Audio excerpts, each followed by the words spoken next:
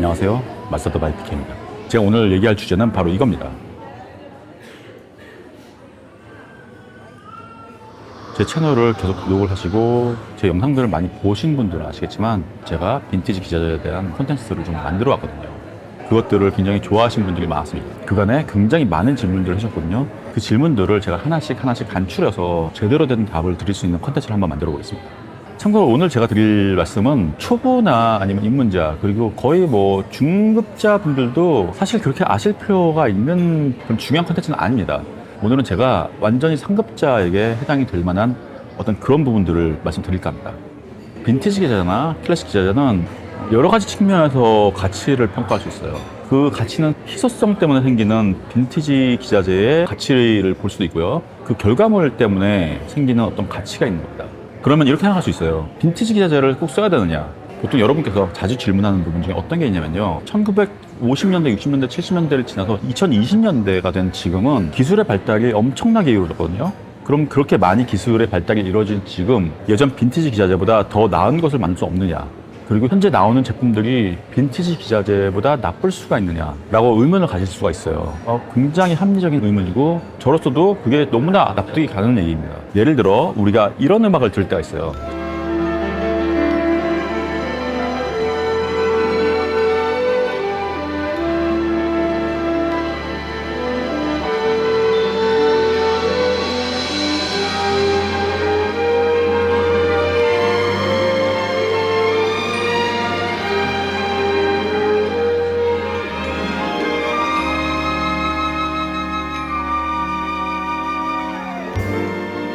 Today I may not have a thing at all, except for just a dream or two. But I've got lots of plans for tomorrow, and all my tomorrows belong to you. Right now, it may not seem like spring at all. We're drifting, and the laughs are few. But I've got rainbows planned for tomorrow, and all my tomorrows belong to you.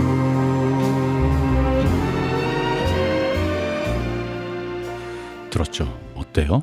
첫 번째, 빈티지나 클래식 기기들을 써야 하는지에 대한 얘기를 할까 합니다. 새로운 음악에서도 이 톤, 컬러, 정서, 무드 등을 가진 일부 요소들은 계속해서 사용이 됩니다. 사실 이런 건 수많은 감독들이 그 윗세대 레전드 감독들의 작품들을 존경하면서 그 선배들의 작품 안의 요소들을 자신의 작품에 녹이는 부분들과 상당히 유사합니다. 산업의 발달로 테크놀로지는 발전하고 변화하지만 음악이든 영상이든 사람들로 하여금 호감을 느낄 수밖에 없게 만드는 작품 내의 아이덴티티가 가진 정서는 크게 변하지 않습니다. 근데 여기서 진짜 중요한, 우리가 헷갈리면 안 되는 부분이 있습니다. 그 감독들도 우리들도 모두가 그 클래식의 무드를 이용하기 위해서 그 클래식의 요소들을 쓰는 게 아닙니다. 사람들이 좋아하는 부분이 있기 때문에 그 요소들을 쓰는 거죠. 무슨 말이냐면요. 즉, 그 소리를 만들기 위해서 그 기기들을 사용하는 게 아니고 사람들이 좋아하는 소리를 만들고 싶은 과정 안에서 그것들을 사용하는 일이 생기게 되는 겁니다. 그리고 두 번째, 기술이 발전된 지금이 더 좋은 사운드의 결과물을 만들 수 있는 기기를 더 많이 만들 수 있지 않나 에 대한 부분입니다. 제가 얼마 전에 말씀드린 내용과 비슷한데요. 퀄리티가 좋은 소리와 사람들이 좋아하는 소리는 사실 좀 다릅니다. 우리는 바람도 불지 않는 광활한 사막에서나 느낄 수 있는 귀가 막힌 듯한 무음을 아무리 S&B가 좋다 해도 좋아하긴 어려울 거예요. 그런 정도의 끝도 보이지 않을 듯한 퀄리티는 오히려 무서울 수도 있습니다. 그래서 우리들이 계속해서 정감을 느끼고 호감을 느꼈던 소리에 끌리는 부분이 있는데, 근데 그런 컬러를 가진 과거의 기자재를 다시 만들려고 해도 이제는 아쉽게 그 당시의 부품들이 없습니다.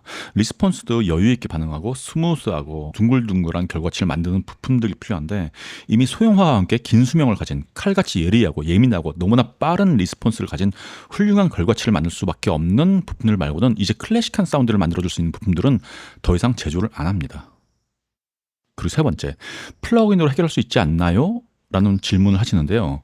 하드웨어로 플러그인 같이 완벽하고 정확하고 클리어한 결과물을 못 만드는 것처럼 플러그인으로도 불완전하고 불안정한 하드웨어 특유의 숨을 쉬며 살아있는 듯한 결과물을 똑같이 만들기가 정말 힘듭니다. 저는 플러그인과 하드웨어의 결과물 양쪽을 전부 다 너무나 리스펙합니다만 만일 누군가가 플러그인과 하드웨어 중 어느 한쪽이 훨씬 더 뛰어나다고 생각하는 사람이 있다면 저는 그분이 좋다고 생각하고 있는 그 한쪽이 얼마나 좋은지도 사실 정말 잘 모르는 사람일 확률이 높다고 생각합니다. 현재 대부분의 음원들을 만들어내는 현장의 엔지니어들 역시 최초의 녹음 단계나 중간 프로세싱 또는 프리믹스 프로세싱 단계에서는 하드웨어를 적극적으로 사용하고 그 이후의 프로세싱 단계에서는 플러그인들을 적극적으로 사용해서 결과물들을 만들고 있습니다.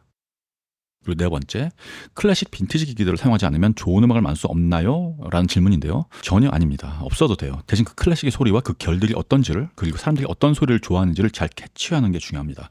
거기에 더해 그 기기들의 개통과 흐름 그리고 방식과 내부 구조 그리고 역사와 계보를 충분히 이해를 하고 있다면 그 기기를 가지고 있지 않아도 충분히 그 무드를 만들어낼 수 있습니다.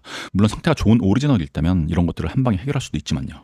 마지막으로 이 내용들을 정리해서 자막으로 올리면서 이 영상을 마치겠습니다. 여기까지 마스터 더 바이 PK였습니다. 그럼 오늘도 좋은 하루 되세요.